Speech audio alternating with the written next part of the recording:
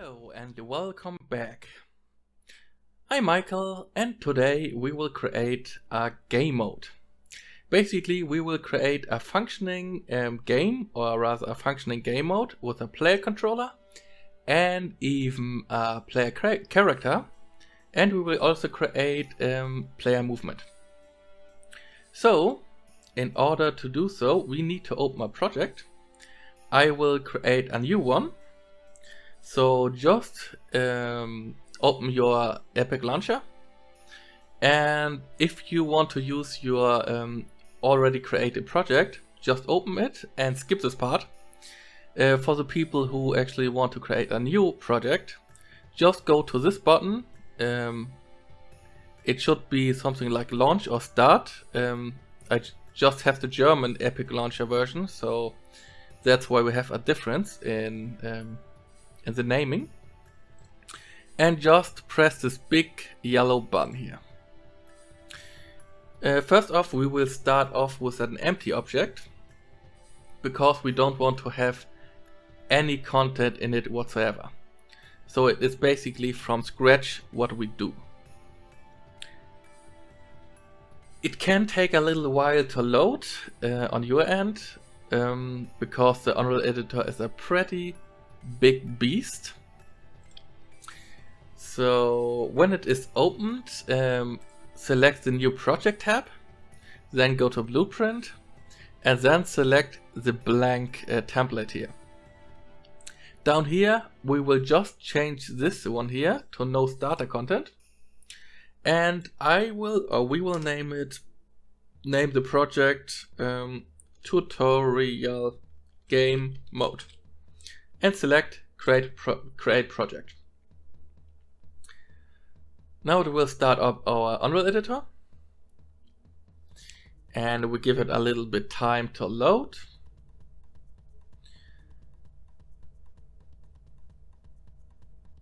And when it is finally done loading, we can continue. So it is actually a part of Unreal development to wait for things to load or shaders to compile or the lightning to build. So you have been warned. Okay, so now our Unreal project is open. The first thing we want to do is to actually click this little button or this little icon here. Click on it, and there will be some kind of panel here. And this panel is pretty good, and it's pretty good for organizing things. So if you have a lot of different folders and you can't really navigate through them quickly, you can use this panel here to go from one folder to another very quickly and very efficiently. So the thing is, we need actually a new folder. This one here can't be deleted or renamed, and that's because it's the root direction of our project itself. So right click on the content folder, select new folder, and type in tutorial. In our newly created tutorial folder, we will right click again in our content browser, select blueprint class, and then select game mode base. One important note: if you don't have a game mode, your game will not work. The game mode is the most basic thing you have in a game, so without it you will not be able to play the game. So it's very important and the most basic thing you need. We will call it just tutorial_GM, and I actually use the _GM abbreviation to find my game modes easier. So if I have multiple game modes, I just need to type in the search tutorial _GM. I can also use the filters here to actually sort out certain specific blueprints. But if I do that, I will need to go inside it again and deselect it. So I don't find it very efficiently, and it's pretty tedious to always click on the filters and deselect and select things. So it's just for my own convenience that I use some kind of abbreviations like _GM or something like _PC for player controller, or like for character blueprints or blueprints in general, _BP. You can do your own name conventions, so yeah, that's it. So basically now we need to right click in the content browser again, select blueprint class and select the player controller. We will call it tutorial PC, and we will right click again and select blueprint class and select the character blueprint. We will call it tutorial character BP. Yeah, maybe I should type it right. Okay. And now we have the most important things in place. We just need to specify what we want to use for our game mode, because it's empty right now. So double click on our newly created tutorial GM. Then this window will open, and on the right side we will have something called classes. And here we can specify our character and our player controller. So first off, go under classes and then under player controller, select it and change it to our tutorial PC. Under default pawn class we will select it and we will select tutorial car blueprint. Okay, that was it. Compile it, save it, and now if we press, we can't just press play because we need to specify the game mode in our level. So go under world settings on the right panel, then under game mode override, select it and select our tutorial GM. Now we select save all and it will save our map, or it wants to save our map. We will comply and we will give it the name, what's good, tutorial map. Well, I'm a genius, right? Just kidding. Save. Okay, when we saved our map, it will basically be here in the content folder. You can move it where you want just by left clicking and dragging it into something. But I think it is good here. So go back to our tutorial folder, and now we will test out if it actually works. So we select play. When you can't move anything, you set up all things correctly. So basically you have already a functioning game mode. But we didn't set up the character blueprint, we didn't set up input, and we didn't set up a camera or anything like that. So that's why we don't see anything and can't control anything. So we will open the tutorial car blueprint. Now it is empty. If we would play it, we wouldn't actually be able to see our character. So to give it some kind of representation, we want to give it something like a primitive, like a sphere. So just go up on the left top panel under components, select add components, and then type in sphere. It's just for representation, so we need so we know where our character actually is. Now, if you want to move something, you can click this button here or use the W key. If you want to rotate something, you can select this button here or the E key. Or if you want to scale something, select this button or the R button. Okay, so select our sphere, go down to collision, then click on block all dynamic under collision presets, and then change it to no collision. We already have set up a collision in our capsule component, so we don't need a collision of the sphere.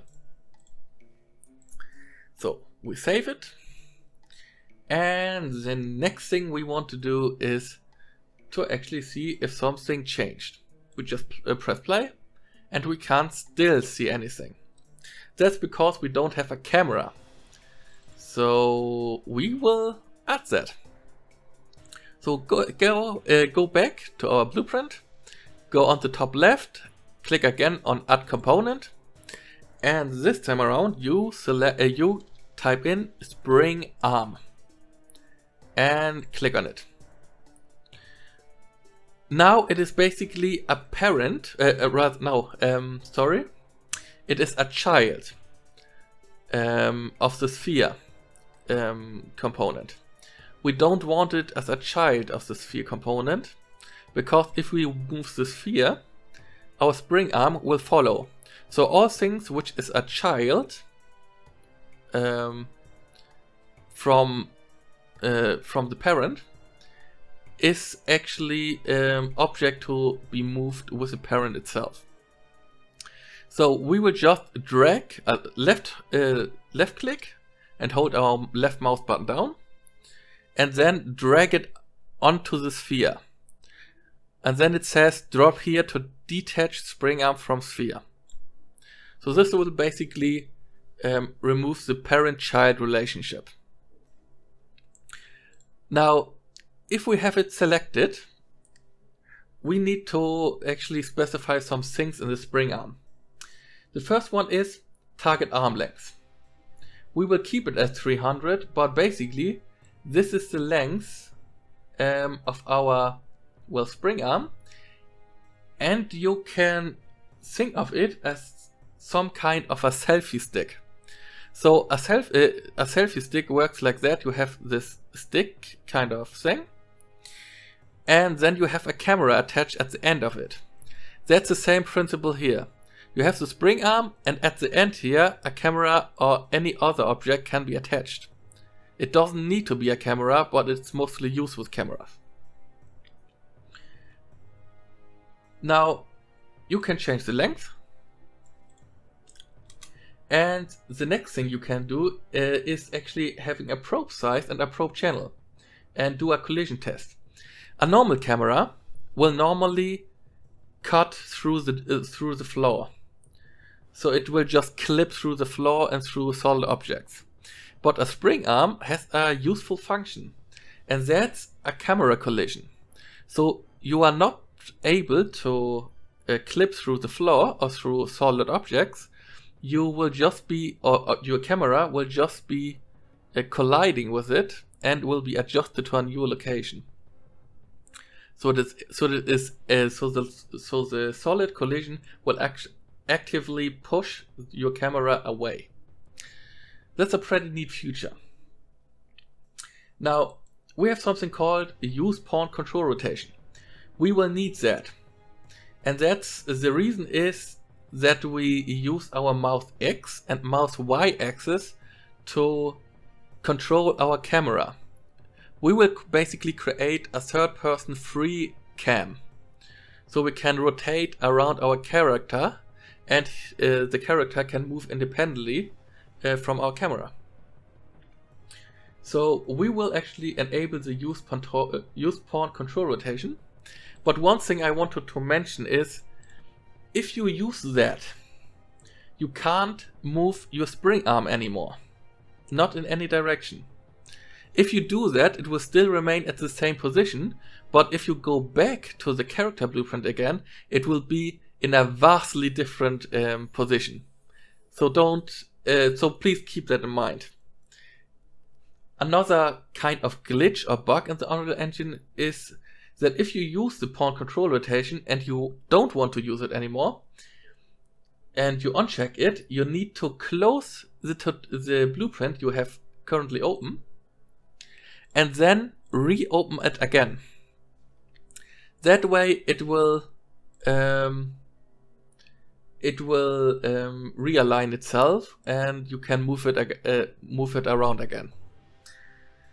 That's just a glitch, and it can be very frustrating. So the next one is inherit pitch, inherit yaw, inherit roll. That's basically that the spring arm has its own pitch, yaw and roll controls.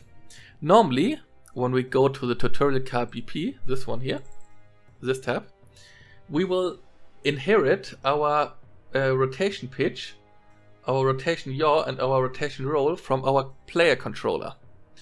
But because we want to independently use our spring arm in every direction, we will also need to select this tutorial car BP, go on the right panel on the pawn, and then deselect use controller rotation yaw, so we can actually use our spring arm effectively.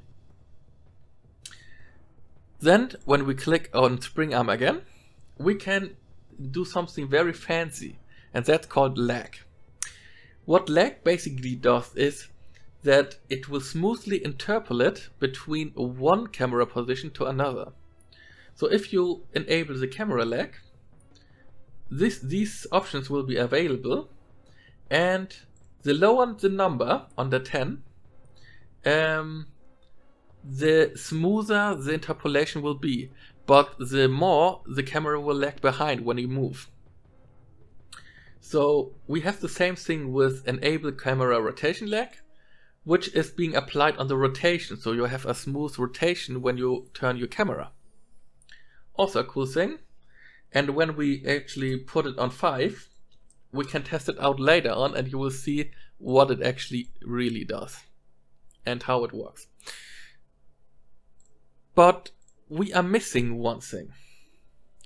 When we want to move our character independently, we need to specify something in the character movement component in here. So click on it and then search down here on the character movement rotation settings and select orient rotation to movement and check it. That way our cam will stay at the same position, but our character can move independently in front of the camera. So when we have done that, we need as a last bit the camera. So to make our camera automatically a child component of our spring arm, so our camera always follows our spring arm, we will select the spring arm, go to add component, and then type in camera and select camera. It will be automatically a child of the spring arm because we selected the spring arm beforehand. If you have it deselected and then just select add component and add a camera, it will basically be no child of anything. Okay, so now we have a camera and a spring arm. We will press play and we can see our character. So basically our character can't move and our mouse will not move our camera. That's because we didn't set up input controls. Now, first off, I think it's pretty boring to just have a white sphere. I think this character needs to have a name. So I will just create a text render target, which is basically just a text which can be rendered. And let's call him Frank. Frank is a character blueprint. We need to help him regain his movement and his ability to move around freely. Let us help Frank. So, our Frank needs input. So we go to the event graph and select it, and it will basically display this graph here. So we navigate to a free space, and in this event graph our blueprint magic is happening. So we can spawn nodes here. So right click, type in add controller yaw input and select this one here. This will basically control our yaw input, so our x-axis and rotation. Right click again and type in add controller pitch input and select this one. Now this one is for the mouse Y direction, so it's the up and down direction. We could actually already set up a specific input for the mouse locations, but we already have them.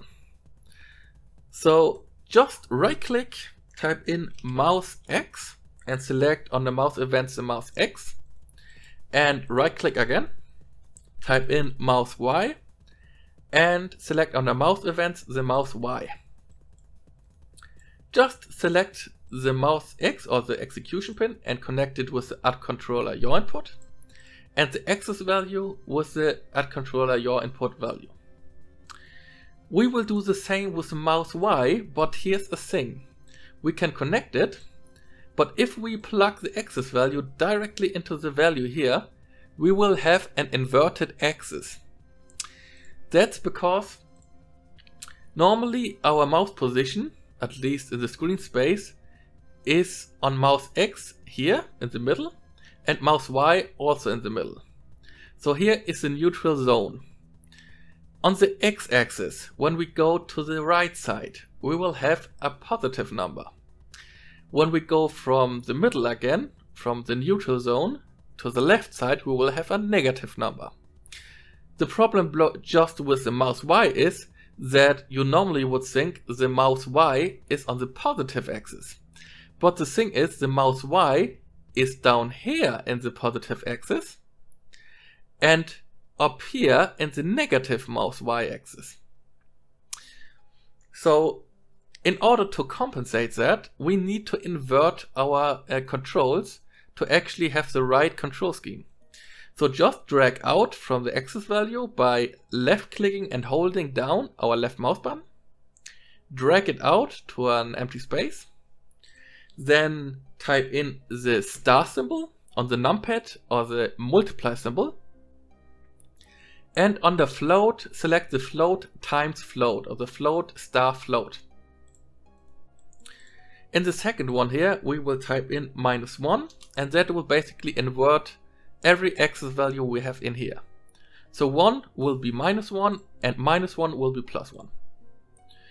Then just connect this to the value of the add controller pitch input, and when we compile it and save it, Frank has his view back. So we can control his view again. Frank is happy. So we go back again, and now we need to actually specify special input, because we want to use the WS for moving back, for moving forwards and backwards, and the A and D key for left and right. Okay, so in order to do that, just go to Edit up here, select Project Settings, and go down to Input under Engine. Select it, go to Axis Mappings and select the plus sign. Then just click on this little arrow here and it will show our newly created axis mapping, which will basically have some kind of button or key in it.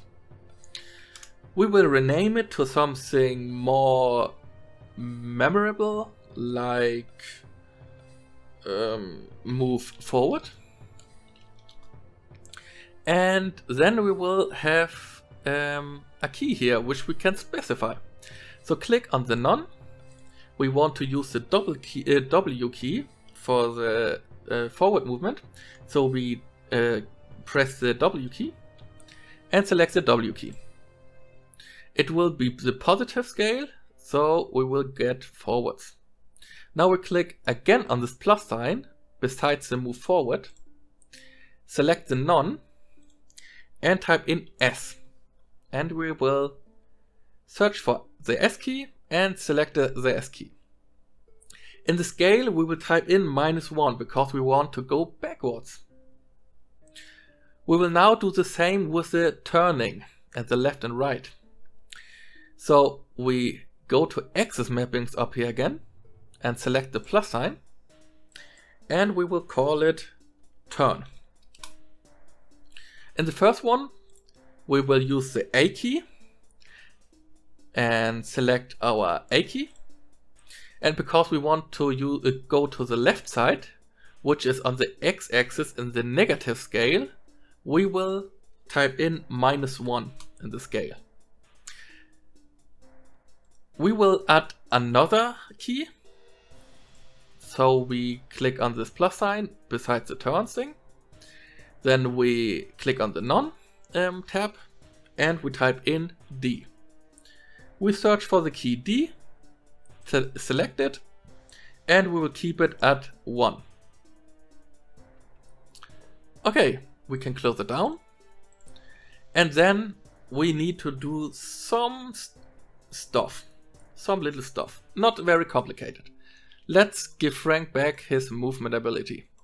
So right click, type in move forward, select it on the X events, and right click again, type in turn, and select it again on the X events.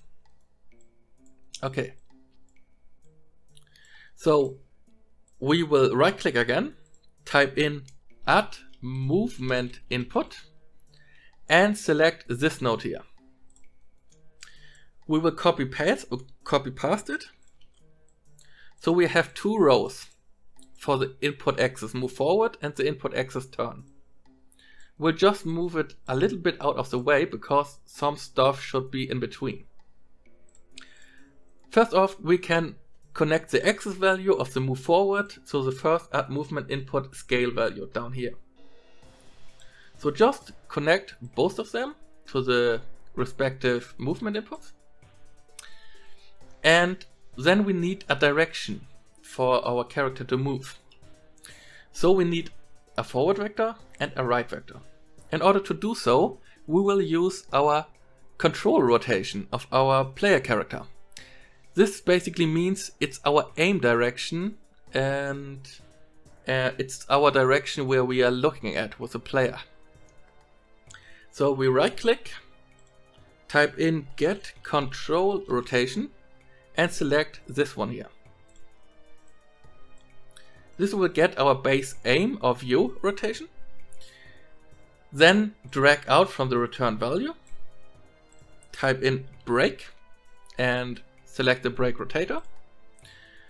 If you don't want to do it that way, you can also just disconnect it and just right click on the return value and select split struct pin, which will make basically these things accessible. So we will actually use the break rotator for the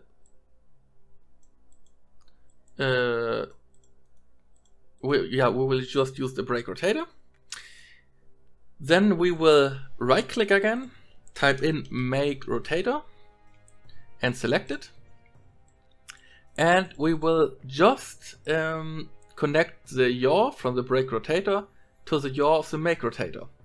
We will do that because we want to zero out our roll and pitch of our control rotation. So we only get our turn. So we have a horizontal axis where we can use the left and the left and right directions. So just move them a little bit more out of the way and then just drag out from the return value here of the make rotator, type in get forward vector and select it, which will basically make a forward vector out of this rotation. A forward vector is just simply the forward direction of a certain thing. So I will get the forward direction of my rotation here, which will basically be the view direction where I am looking towards.